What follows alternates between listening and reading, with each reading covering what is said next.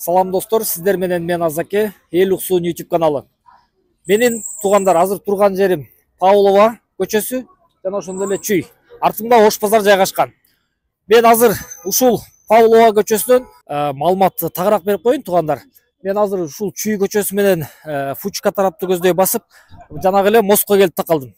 Ушул мосттон эле азыр Ылдыйга чөбөз. Ылдыйга түшкөндө 50 метр басабыз. Негизи эле бул район өзү жанагы көпчүлүк айтып коет эмеспи, 13 район. Канчалык деңгээлде чындыгы бар, калп азыр видеодон өзүңүздөр башынан аягына чейин көрүп, бааңыздарды бересиздер. Дагы деле түшүнө элек болсоңуздар, Бишкек шаары Ош базардын тегереги. Мунун алдында көргөзсөм таң калдыңар эле. Койчу Азаке көргөзчү ушундай көчө барбы деп.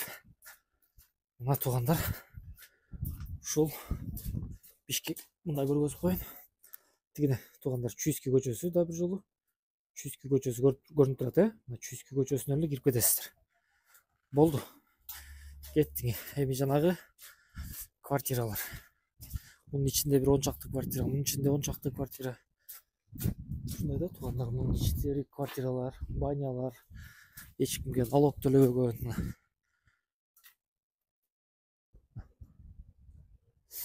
Ушундай квартиралар көп мунун ичи. Мунун ичи бардыгы квартира. Ар кайсы эшик.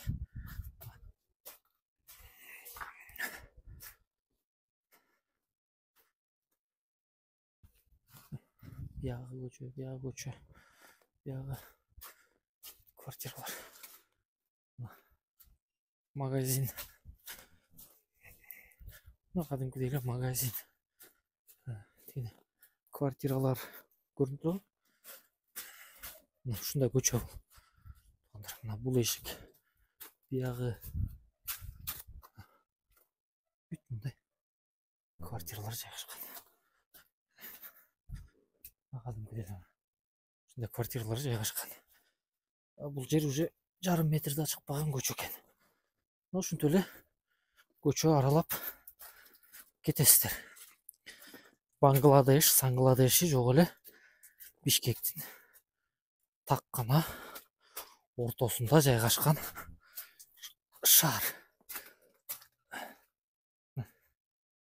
Биякта 2-3 бүт ушунун баары квартиралар. Мына биякты кандай таап келесиздер? Жок, билбейм. Ассаламу алейкум. Бияктасызбы? Ооба, биякта. Биякта турат квартира? Квартира канчадан болот? Биякта 3000 болот. 3000? Бош квартира барбы жокпу? Сурап койсоң. Жок, негизи барбы жокпу? Эч кайсы барбы? Все, байке, чоңураак. Шарттар бир. Эси ушул экен. Азыр эси дейт. Эси азыркы типа администратор квартира берген. Жакта бир эшикти таап койдук уже. 2 эшик, 3 эшик, 4 эшик, 5 эшик, 6 эшик.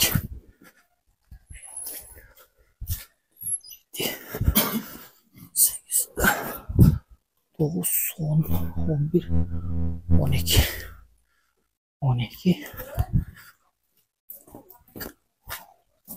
12 квартира биякта бар экен. 3000 дейт.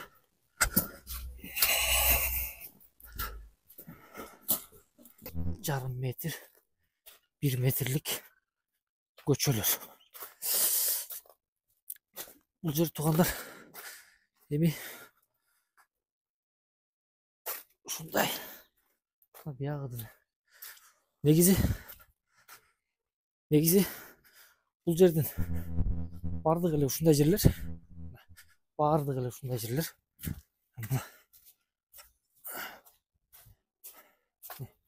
Кеттик.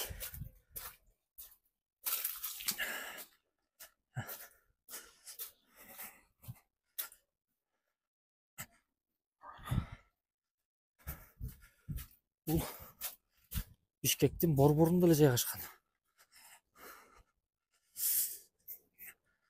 Анан жанагы квартира бизнестин баары ушул райондордо жайгашкан. Себеби жанагы Кыргызстандын ар кайсы аймактарынан келип жумуш издеп, анан көбүнчө адамдар айла жок ушундай жерлерге келишип жанагы 3000'lik, 4000'lik, 5000'lik квартираларды снимать этип алып жашашат.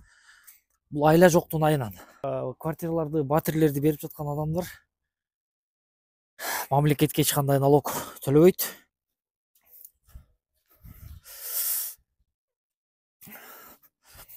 Мына туугандар, бул ар бир эшиктен кирсең ичинде уже 10, 15 квартирантка чейин бар, 20 квартирантка чейин бар.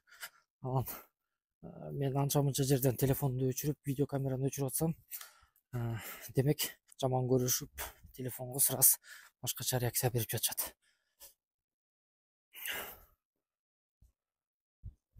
Ушинтип эле ар бир короого кирип кетесиздер. Экинчи этажга чыгып, көрдүңүзбү? Могу квартира, ушул түп түз жагында турган квартира.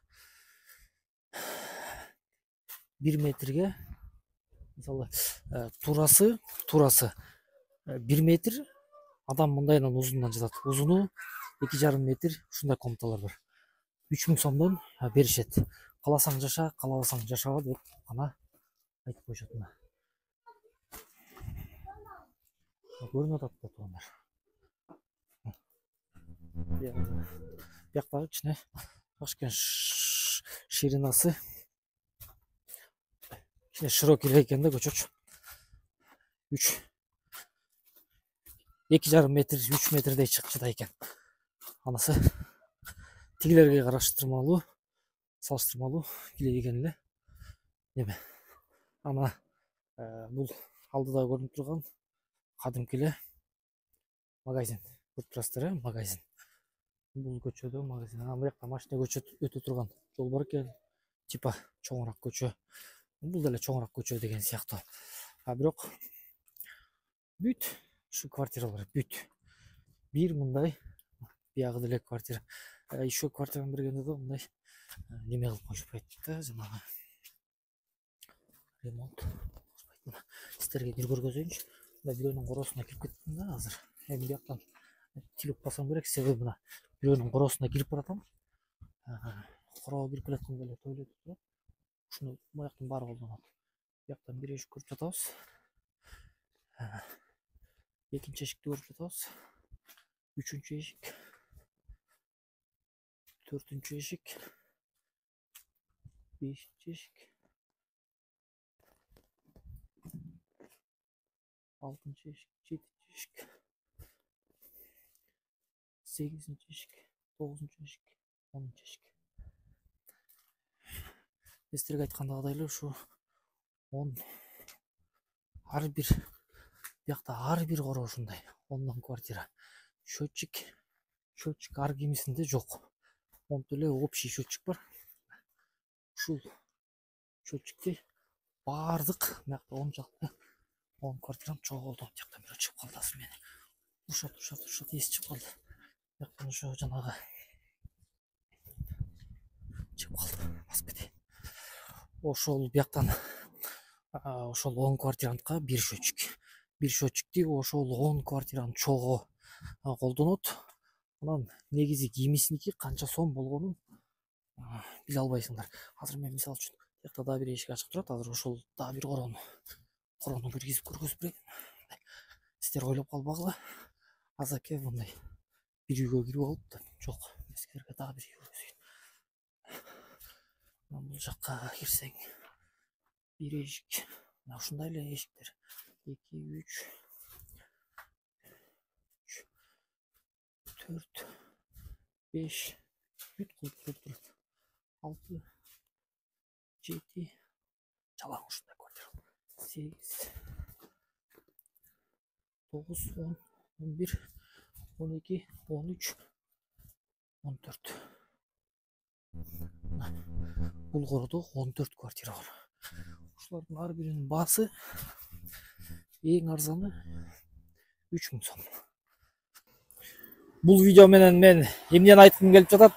Ушу бийликте турган бийлик өкүлдөрү сиздерге кайрылып кетчү нерсе, мына ушундай элдин көзүнө көрүнбөгөн, бийликке билинбеген бизнесмендерди кандайдыр бир мыйзам жолуна тартыш керек деп эсептейм. Себеби бул жерде канча деген акчалар айланып чыгып кетип атат. Ар бир комнатаны 3,5 миң сомдон, 3 миң, 3,5 миң сомдон 5 миң сомго чейин беришет экен. Эми мен сиздерге кирип ар бир короону эсептеп берсем, ар бир короодо болбоду 15 квартира чыгат. Мына ушинтип эле кычыгынан кирип кетесиң, болду. Бул ушу 13 район. Мамлекетке булар налогун төгүш керек деп эсептейм. Сиздер менен мен Азаке, Эл Уксун YouTube каналы.